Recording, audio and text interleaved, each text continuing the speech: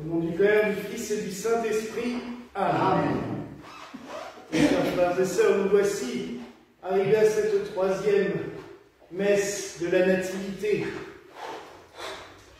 Vous voyez quelle importance l'Église a donnée à cette fête, car même à Pâques, nous ne célébrons pas 3 messes.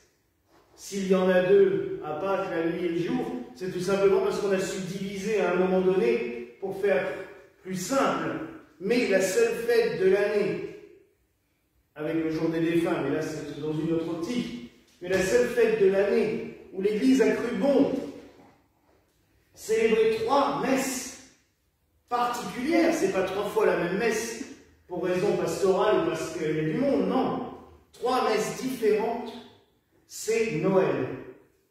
Cela nous montre à quel point l'incarnation de notre Seigneur et Sauveur, Jésus-Christ, le Verbe de Dieu qui s'est fait chair, comme nous venons de le proclamer dans l'Évangile, proclamation qui, à chaque fois qu'elle se fait dans l'Église, aussi bien dans l'Évangile que dans une lecture ou dans une prière, le clergé fait la génuflexion, afin de montrer à quel point ce passage est primordial. Donc l'Église a cru bon vraiment célébrer l'incarnation de Jésus-Christ, vrai Dieu et vrai homme.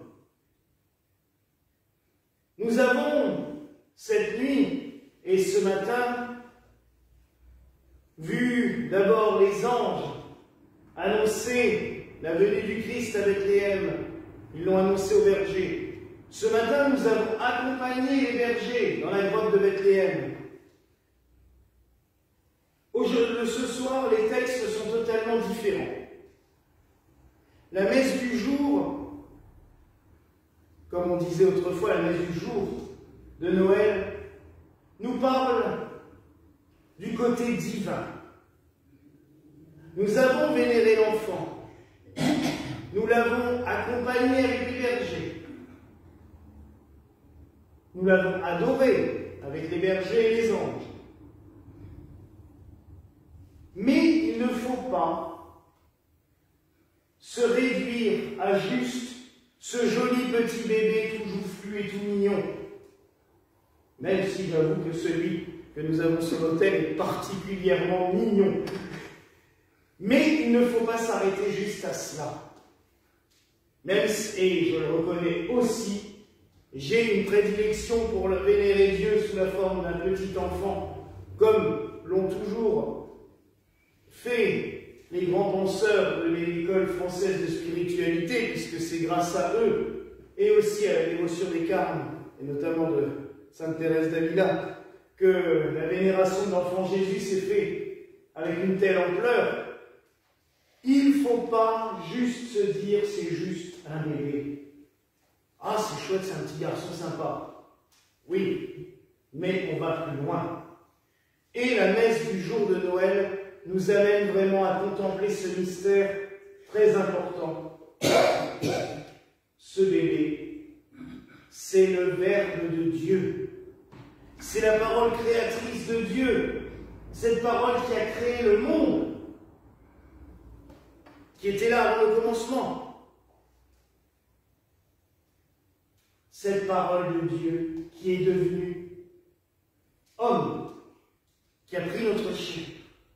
La parole créatrice de toutes choses est devenue la créature. Imaginez ça. Et pourquoi? Pour nous sauver, pour nous aimer, pour nous combler de son amour. Dieu ne s'est pas limité à créer une création comme ça. Oh tiens, je vais faire un monde où chacun va faire ce qu'il veut. Alors oui, il nous a laissés libres.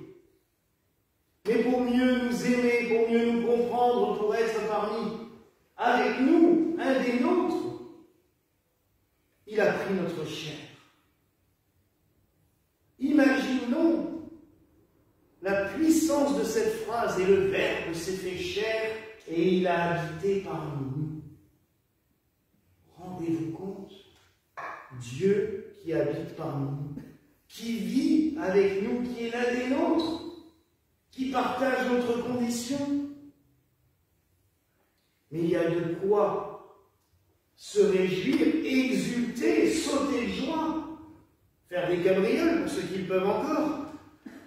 Mais c'est quand même, on devrait, à Noël, on le célèbre, on est content, on est dans la joie, mais ça devrait être une exultation sans fin, une contemplation infinie de tous ces mystères, tant ce que nous vivons est fabuleux. On pourrait croire que tout ça aussi, ça s'est fini il y a 2000 ans. Ben oui, il est né, c'est bon, c'est fait. Comme je vous l'ai déjà dit, Dieu s'incarne en permanence en nous. Son œuvre continue, elle perdure.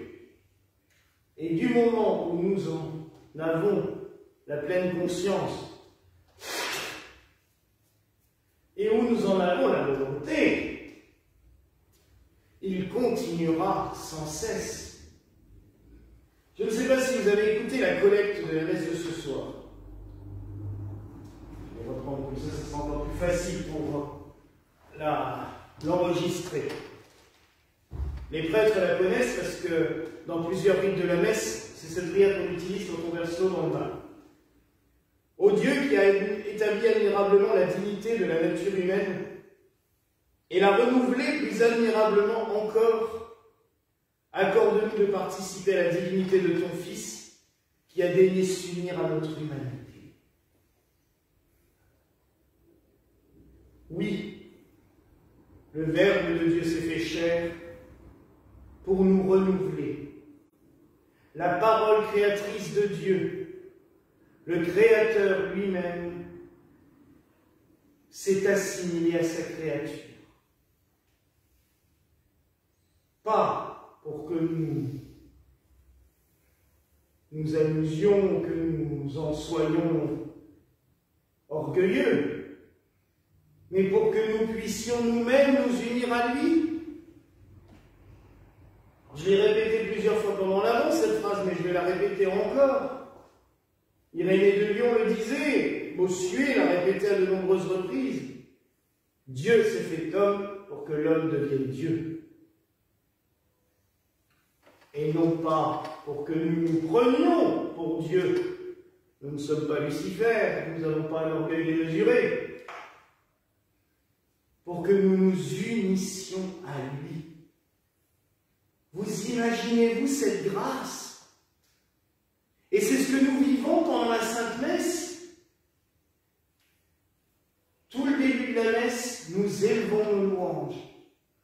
Nous nous élevons vers lui. Nous le comblons par nos prières, par nos chants, nos psaumes. Les lectures nous aident à nous élever vers lui. Et la deuxième partie de la messe, c'est lui qui descend à nous et qui s'offre à nous. Nous revivons, ce que j'ai déjà dit cette nuit, le miracle de Bethléem en permanence, à chaque office.